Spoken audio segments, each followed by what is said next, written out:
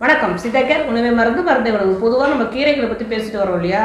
மூலிகை கீரைகளே மூலிகை வடிவில் நமக்கு ஒரு சிலது கிடைக்கும். அது தேடி கண்டுபிடிச்சா நமக்கு நல்லதாகவே இருக்கும். அது நமக்கு இருக்கிற நோய்களை குணமாக்கக்கூடிய வல்லது. ஒரு 5 விதமான மூலிகைகளை பற்றி பார்க்கலாம். மூலிகைன்னு அதை பார்க்காம கீரைகளாக பார்த்து சிறிதளவுனாலும் எப்பயாவது கிடைக்கும் போது வருடத்துக்கு 2 முறையாவது 3 முறையாவது நம்ம சாப்பிட்டுட்டு வந்தாலே போதுமானதாக இருக்கும். இப்போ ஒன்றும் இல்லை, பூனைக்காளி விதையில் வர அந்த கொடி வகையில் உள்ள இலை.